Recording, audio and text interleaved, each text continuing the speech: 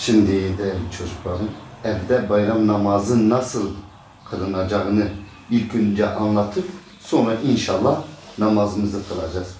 Şimdi malum hastalıktan dolayı camiler kapalıdır. Biz evimizde bayram namazımızı kılacağız. Şimdi bölgemizde, ülkemizde hem İmam Hanifi mezhebine göre hem de İmam Şafii'ye göre onu taklit eden insanlarımız olduğu için İmam Hanifi bölgemizde İmam Şafii'nin yoğunlukta olduğu için namazımızı İmam Şafii mezhebine göre kılacağız. Ama İmam Ebu Hanife'nin de özet olarak anlatıp ondan sonra İmam Şafii'ne göre nasıl evde bayram namazı kılınır anlatırız ve namazımızı kılarız inşallah. Şimdi İmam Ebu Hanife'ye göre bayram namazı cuma namazının vücub şartları kimde mevcut ise kendisinin üzerine bayram namazını kılması vaciptir. Şimdi bayram namazı bütün mezheplere göre 2 rakattır. Vakiti ise bir mızrak boyu ya da kerahat vaktini güneş doğduktan sonra kerahat vakti geçtikten sonra bayram namazı birinci günü vakti yani birinci günde vakti girmiş olur, namaz kılınır. Namaz kılınırken ezan veyahut kâmete gerek kalmaz. Es-salatu cami'a denilir ve namaza kalkılır. Namaza kalkındığında niyet ettim Allah rızası için bayram namazını kılmaya. Eğer imam da ortadaysa uydum imama Allahu Ekber diye niyet getirilir. Niyet getirildikten sonra Hanifi mezhebine göre hem imam hem de cemaat sessiz bir şekilde Subhaneke yani o konut duasını okuduktan sonra İftitah tekbirinden sonra kıraatten önce birinci rekatta kıraatten önce 3 tane zevaid tekbirleri getirilir. Yani Allahu Ekber denilir, bağlanmaz, elini salar ve 3 kere Subhanallah diyecek kadar bir vakit beklenir. Sonra tekrar el kaldırılır. Öyle 3 kere bu zevaid tekbirleri getirildikten sonra imam gizli bir şekilde Eûzü Besmele'yi çeker, sesli olarak Fatiha ve okuyacağı Zammil Sure'yi sesli okur. Sonra rükû, sonra secde, secdeden sonra ayağa kalkar. Kalktıktan sonra İmam Hanifi'ye göre zevaid tekbirleri birinci rekatte tekbirler Fatiha'dan önce, kıraatten önce okunur. İkinci rekatte ise ilk önce Fatiha ve Zammil Sure'den sonra yeniden tekbirler getirilir. 3 kere yeniden zevaid tekbirleri getirilir. Ondan sonra ruku edilir, secde edilir ve secdeden sonra kalkar. Ettehiyyatü yani teşehhüdü ondan sonra salli bariki okuduktan sonra selam verir. Bu şekilde Hanifi kardeşlerimiz kendi evlerinde bayram namazlarını eda edebilirler. Kendilerine vacip olduğu için yerine getirilmeleri daha iyi olur. Şimdi biz de aile olarak Şafii mezhebini taklit ettiğimiz için inşallah biz de kendi namazımızı, bayram namazımızı Şafii mezhebine göre kılacağız. Bu vesileyle Şafii kardeşlerimiz de nasıl kılınacağını inşallah görmüş olurlar. Şimdi İmam Şafii'ye göre ve İmam Maliki'ye göre bayram namazı sünnet-i müekkededir. Hem ferdi olarak da kılınabilir, seferi olan bir kişide ve kadınlar da aynı şekilde kılabilirler. Herhangi bir sıkıntı yoktur bu durumda. Ama camide cemaatle kılınması daha eftaldır İmam Şafii'ye göre. Hem İmam Şafii'ye göre hem de İmam Maliki'ye göre sünnet-i müekkededir. Şimdi İmam Şafii'ye göre bayram namazı nasıl kılınır? Önce size anlatayım. İnşallah daha sonra namazımızı kılarız. Niyetimizi getireceğiz. Diyeceğiz ki niyet ettim Allah rızası için. Ramazan bayramının namazını kılmaya uydum imama Allahu Ekber diyeceğiz. Dedikten sonra veccehtu'yu konut duasını hem siz hem ben imam olarak sessiz bir şekilde okuyacağız. Sonra zevaid tekbirlerine geçeceğiz. İmam Şafii'ye göre birinci rekatte 7 tekbir getirilir. 7 tekbir eller böyle kaldırılır omuz hizasına. Sonra yeniden bağlanır. Tekbirler arasında Subhanallahi velhamdülillahi ve la ilahe illallah vallahu ekber dedikten sonra yeniden eller kaldırılır omuz hizasına. Hem imam hem cemaat hafif sesli bir şekilde Allahu ekber dedikten sonra yeniden 7 kere bu tekrar eder. 7 tekbirden sonra kıraat okunur. Yani Fatiha suresinden sonra bir zamir süre okunur. O zamir süre sünnet olduğu için birinci rekatta Ala suresi, ikinci rekatta ise Haşiye suresi okunur. Ama farklı surelerde okunabilir.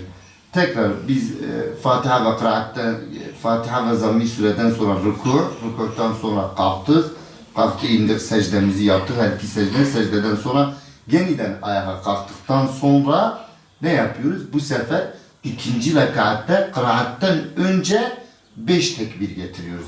Bu 5 tekbirde birinci rekatta olduğu gibi tekbirler arasında Subhanallahi velhamdülillahi ve la ilahe illallah vallahu ekber diyoruz ve 5 tekbirimizi tamamlıyoruz.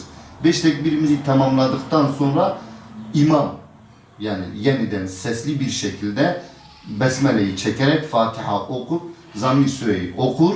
Zamm-i Suresinden sonra rükû'a gider.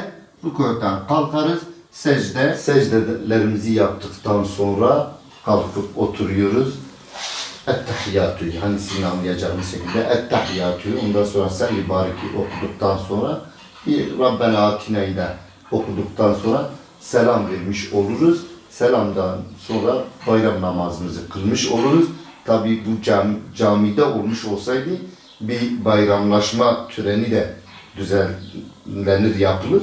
Ama evde olduğumuz için kendi aramızda bayramlaşmamızı yaptıktan sonra eda etmiş oluruz kendi bayram namazımızı. Anlaşıldı mı gençler? Evet. İnşallah şimdi de namazı uygulayarak kılacağız. Tamam mı? Es-salatu cami'a. Evet, değerli gençler, namazımızı İmam Şafii'ye göre kılacağız. Evet.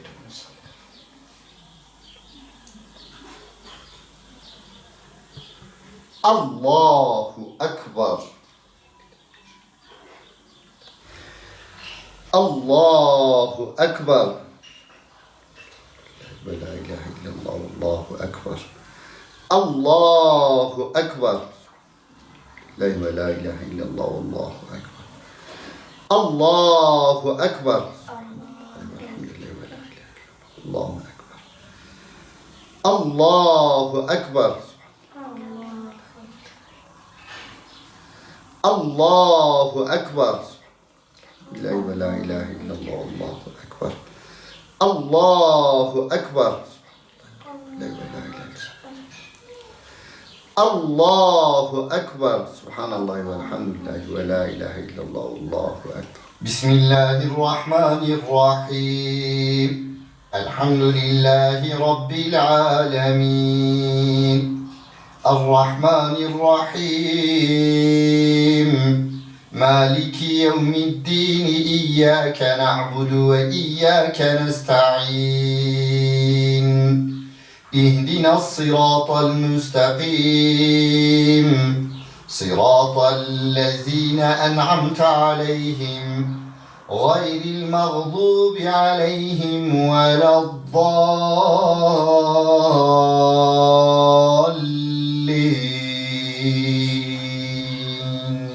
Amin.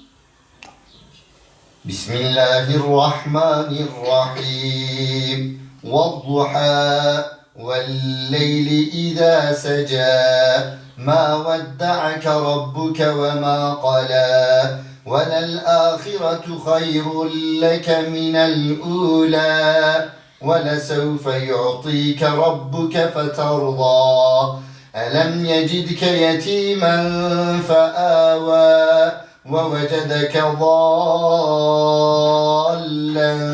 فَهَدَى ووجدك عائلا فأغنى فأما اليتيم فلا تقهر وأما السائل فلا تنهر وأما بنعمة ربك ربك فحدث الله أكبر سمع الله لمن حمده الله أكبر الله أكبر الله أكبر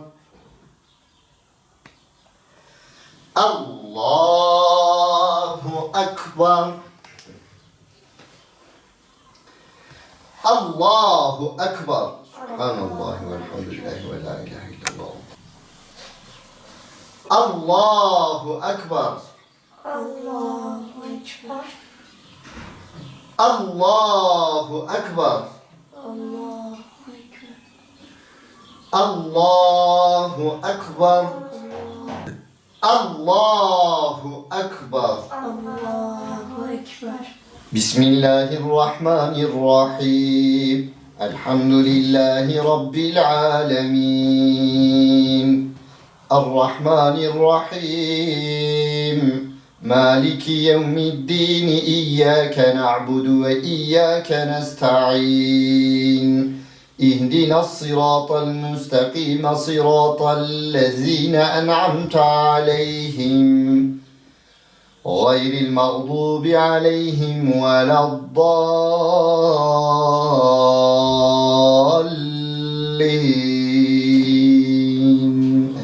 آمين بسم الله الرحمن الرحيم ألم نشرح لك صدرك ووضعنا عنك وزرك الذي أنقض ظهرك ورفعنا لك ذكرك فإن مع العسر يسرا إن مع العسر يسرا فإذا فرغت فانصب وإلى ربك فارغب الله أكبر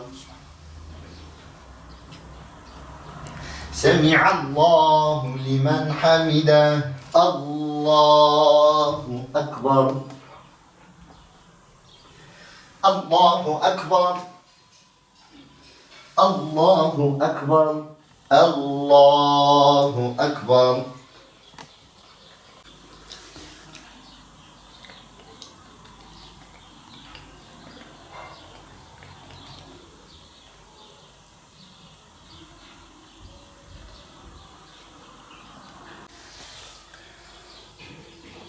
السلام عليكم ورحمة الله لا إله إلا الله والله أكبر الله أكبر ولله الحمد. Evet, gel bakalım. Senin de nice bayramlara kızım aferin geç. Bayramın kutlu olsun bana. Senin de nice bayramlara o benim. Dur olma bayramlığını da vereyim. Bu da senin bayramlığın olsun. Tamam Hamza. Tekrardan. Bayramın kutlu olsun bana. Senin de nice bayramlar diliyorum sana da. Böyle bu da senin karşılığın olsun. Allah Teala sizlere de bizlere de uzun ömür versin inşallah. Bayram şekerlerimiz de geldi.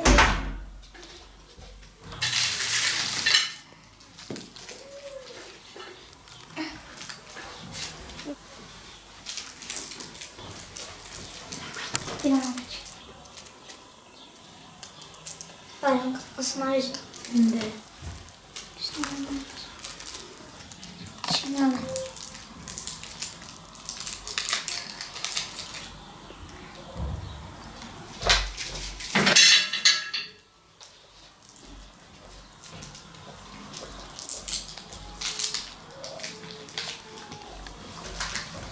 Tabii ki geçmiş yıllara göre bu yıl hem Ramazan ayı olsun hem de bayram namazı, bayramlar olsun biraz buruk geçiyor tabii.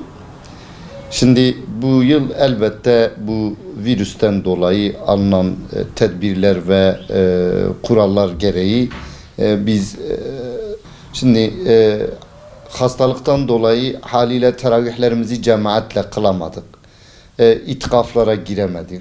1000 aydan daha hayırlı olan Kadir Gecesi'ni camilerde ihya edemedik. Bundan dolayı elbette ki hem şahsım adına ben inanıyorum ki bütün inananlar da bu konuda çok üzüntülüdür. O maneviyatı yaşayamamak çok acı verici bir durumdur. Ama her şeye rağmen bu böyledir diye biz elbette hem Ramazan'da yaptığımız bu manevi evlerimizde yaptığımız bu manevi çalışmaları yeniden devam etmemiz gerekir. Yine coşkuyla yapacağız inşallah. Tabii ki geçmiş yıllardaki gibi elbette neşeli olmayacak. Neden? Çünkü dışarı çıkamayacağız. Sokağa çıkma kısıtlaması var. Hastalıktan dolayı. Haklı olarak tabii. Yaşlılarımızı ziyaret edemiyoruz. Bayramlaşmaya gidip sevdiklerimizle, dostlarımızla, akrabalarımızla kucaklaşamıyoruz. Buruk bir bayram geçireceğiz belki ama her şeye rağmen yine Allah'a şükrümüzü, hamdimizi arttıracağız ve dua edeceğiz ki Allahu Teala bir an önce bu hastalığı aramızdan çıkarsın. Yeniden eski Ramazanlarımızı, eski bayramlarımızı, eski neşemizi yakalamak için Allah'a bol bol dua ve niyazda bulunacağız. Onu bol bol tesbih edeceğiz inşallah. Bütün dostlarımızı bayramlarını kutluyor, mübarek olsun inşallah. Bütün İslam alemi, bütün mazlum ve müstazafların, bütün dünyadaki garip kurabanın, Müslümanların, müminlerin bayramını kutluyor, mübarek olmasını Allahu Teala'dan niyaz ve temenni ediyoruz inşallah. Bu sene koronavirüs yüzünden Ramazan bayramını evde ailemle beraber kıldım. Çok üzgünüm. Dışarıya çıkmayı ve dışarıya çıkıp camiye gidip Ramazan bayramını arkadaşlarımla ve cami hocalarımla birlikte kılmayı çok isterdim. Malum koronavirüs yüzünden sokağa çıkma yasağı olduğu için dışarıya çıkamayıp camide arkadaşlarımla ve cami hocalarımla birlikte Ramazan bayramını kılamıyorum ve çok üzgünüm. Koronavirüs sebebinden okullar tatil olmuştu. Bu yüzden arkadaşlarımızı görememiştik. Arkadaşlarımızın, öğretmenlerimin ve cami hocalarımın Ramazan bayramını buradan kutluyorum. Ve ümmeti Muhammed'in Ramazan bayramını mübarek olsun. Allah hayırlara vesile etsin. Malum bu koronavirüs olduğundan dolayı bayramlar evde kutlanacak. Biz de bayram namazımızı evde kılıyoruz. Bu sene koronavirüs yüzünden kimse dışarı çıkamıyor. Bayramları kutlayamıyor. Biz de evde kutlamaya karar verdik. Okullar da koronavirüs yüzünden tatil oldu. Biz arkadaşlarımızla bu koronavirüs olmasaydı arkadaşlarımızla, akrabalarımızla, kuzenlerimizle hepsiyle birlikte gidip bütün evleri gezip şeker toplayıp harçlık toplardık. Sonra bütün büyüklerin ellerinden öper ve Müslümanların bayramlarını da kutlarız. İnşallah bu koronavirüs biter. Koronavirüs dünyada bir tane bile kalmaz. Kurban bayramını da dışarıda kutlayabiliriz. İnşallah.